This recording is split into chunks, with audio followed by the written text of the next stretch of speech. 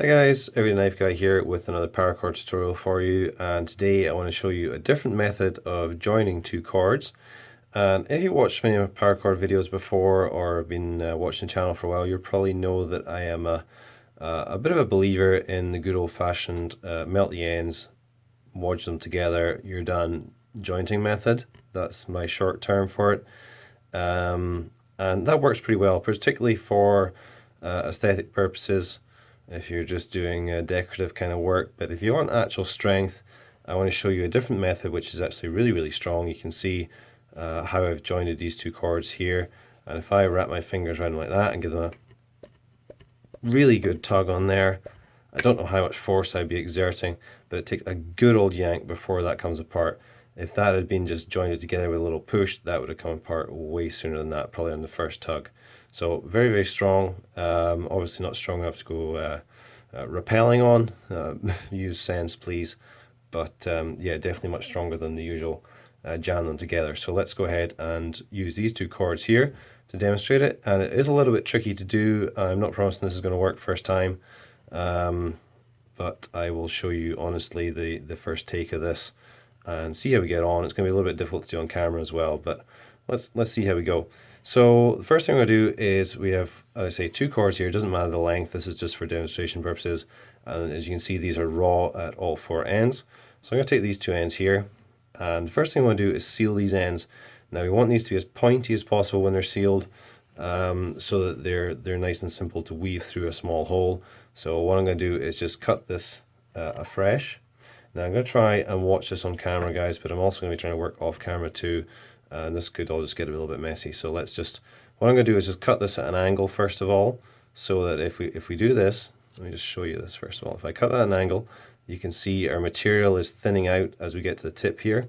So when I melt this, I should be able to roll it between my fingers, including this injury. That might be quite painful. Obviously, I'll lick my fingers a little bit to protect against the heat and the melting plastic, and roll them together and try and put a point on this. That's what we're aiming for.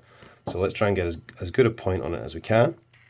So I'm just going to get this lighter going, and if this is anywhere near focused, apologies if it's not.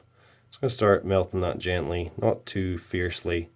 We don't want everything to just shrivel up into a little ball immediately. You want to just get it melting, just starting to bubble. And about now I am going to lick my fingers and just squeeze and roll that and see if we can't make it into a little bit of a point. Okay, a little bit painful in the fingers there. That's not awesome, it's not terrible. Let's just trim it a little bit. You can do that carefully afterwards. Just take the scissors and trim off the hardened seared plastic so you have as good a point as you can get. That's not bad. I might just give that a little touch more flame just to make sure everything is bonded into place. We're not going to get any loose ends coming out.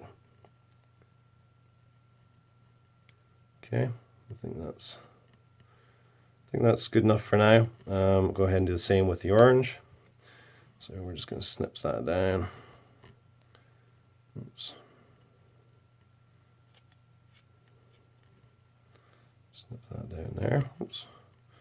These scissors are perhaps not as sharp as I initially thought they were, but should do the job hopefully. Let's do the same thing here. Just going to melt all this down.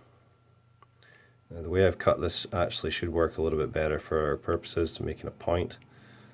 My heating furnace is just about to kick in the background. Apologies for that, guys. It only gives me about 5 minutes between runs at this time of year. Obviously, we're coming into winter, so I have to work quickly to try and get videos done in between the noise of the furnace. So please forgive that. So not a bad point in there. It's going to give it a little bit more flame. Okay, so we have two reasonably good points. That one's a little bit better than the other one. I might snip that after, but that one's not bad. And down the other end, we have still our two loose ends. So what we're going to do is just hold on, pinch the sleeve back here, and pull back on the loose outer sleeve up here. And as it pulls back, grab the inner strands and just pull them out gently. Now we're going to want to pull out anywhere between 1 inch to 2 inches. So what's between 1 inch and 2 inches? 1.5 inches.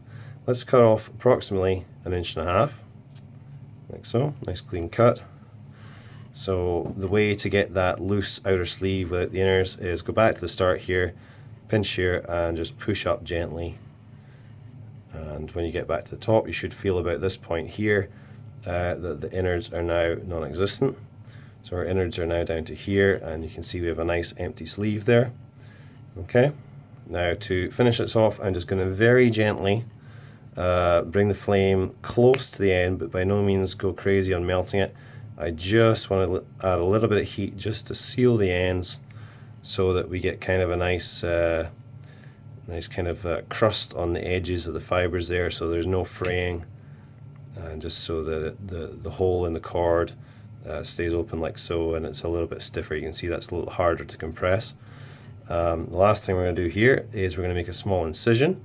So we're going to take our scissors again. Sorry for the focus problems, guys, it's a little bit tricky.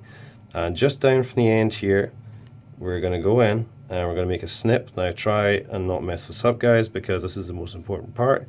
We're going to try and cut half the cord. So obviously if you pinch it flat like that, we're going to go down, what, maybe just over a 1/4 inch. Get this to focus. And we're just going to try and snip halfway through. One snip, okay? Now you should see that we have a little hole opened up there, like that, okay? Now we may need to make that slightly larger. We don't want to play around with it too much because this could start fraying out and all the rest of it. Let's quickly, well actually, yeah, let's quickly go ahead and do the other one. So same thing, I'm going to pinch the cord, pull down, I'll go a little bit quicker with this one, pull the innards out, snip them off, approximately 1.5 inches, get rid of those bits, push up from this end. I'm conscious the video is taking forever and probably going to get lots of comments here complaining about how much rambling and talking I did, and that's fine. I mean, I can't please all the people all the time. I'm just trying to give you guys enough information and not bore you to tears. So we just sealed the end of that, and we're going to do the same thing with the small incision. So if I can get this to focus, just down from the end here, we're going to go about halfway across and just go probably about there actually. We're just going to go snip like so. Alright, now this is where we get to the fun part, which is join the cords. Now I say fun part slightly in jest because this is usually an absolute pain in the ass, and I haven't made the points very great on these, so this is probably going to be even worse. Sorry guys, my camera actually overheated on my phone there and stopped, but I took the opportunity to grab a pair of needle nose pliers in case we need them, because those can be quite useful for stuff like this, trying to pull things through. So yeah, where are we? We've got both of our points set up, albeit a little bit raggedy and not exactly looking very professional. And we have both of our little slits cut, so we're ready to go and just see if we can make this happen. So this is the fiddly part, and it's not particularly fun, but it's quite satisfying once you get this done, so bear with it. So what we're going to do is we are just going to take the end of the orange cord, and we are going to go down through the little slit that we made in the green cord. We're going to take obviously the pointed end of the orange cord, go down through the slit we made in the green cord, and hopefully come out this hole right here. Okay, so we're going to try and find that little slit we made, and we're just going to gently tease this in there if we can. Now obviously the neater you've made the parts up to this point, the easier this will be. We were not particularly neat, but as you can see we've managed to thread that through there with a little bit of twisting, and we're just going to start pulling that orange cord right through. Now all that remains to be done is exactly the same on the other end, so we're going to come around here to our pointed end on our green cord. Sorry guys if this is in and out focus, I'm trying to watch what I'm doing off camera as well. Pointed end on our green cord. To me it's looking like the hole might not be quite large enough in our orange cord here, so I'm just going to very carefully use the scissors to snip it slightly larger. Now obviously the larger the hole and the weaker the overall cord is going to be, so your end result is going to be slightly weaker, but at the same time it has to be big enough to get this through, otherwise the whole exercise is pointless. So I've made it slightly bigger, and I'm now going to go ahead and try and, that end is just hopeless on this green cord. Let's go back to basics. We're going to snip that off again and see if we can't do a better, see if we can't do a better point on the green cord, because that was pretty poor, and I really don't think that's going to feed through very well. Let's take that off and go back to the lighter, light this up again. It's going to have to be quite a nice fine point to get through there, I think. Otherwise it's just going to start catching on the sides and so on. So melted that, squeeze that down a little bit. That's not bad. It's certainly a bit better than the last one. You can see there we have a little bit of a tip on it. And let's go back to our orange cord, find our little slit, and yeah, see if we can feed this green one through. So there it is there. A little bit of twisting with the cord can help as you try and push it through. So we're getting it to go in there. Let's see if we can get this back in focus for you guys. So I'm just twisting the green cord as I push it in, and you can see it starting to appear there at the end of the orange. Sticking a little bit more twist maybe, and then we can always see if we can try and grab it with your nails, which is a little bit difficult. A bit more of a push from this end. We should get enough to get a hold of.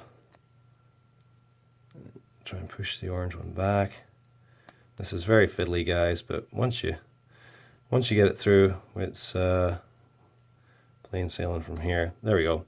Pop that through.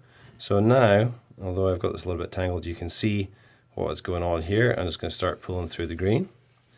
Now you should be able to see by this point I can twist the green as we go, so that it takes out this nasty twist we had there in the line. So you can see how we're all joined up now. We're threaded through each other. We just need to pull that home like so. And there is our Manny or our strap method join. Now you can see we still have some loose raggedy ends and so on, so all I would do with that is just take the lighter and very, very lightly, without going too close that we start doing any serious melting, just go nearby, twisting the cord all the time, and just singe in some of those little ends, just to tidy things up and stop any serious fraying happening. You see, just enough to melt and get those little ends to retract and kind of seal onto the other parts of the knot. So just keep going over it with that until you have it all neat and tidy, and that is your Manny strap knot and your secure joining method. You can see you can give it a pretty good tug there without any ill effects. So very useful one to know, guys. Hopefully that's simple enough to follow. As you can see, even if you've done it a bunch of times, it is not the easiest to do, but do persevere because it's a useful thing to be able to do. And yeah, hopefully you enjoyed that. I'll be back with more knife, paracord and sack videos soon. Hope you have a great day. Cheers.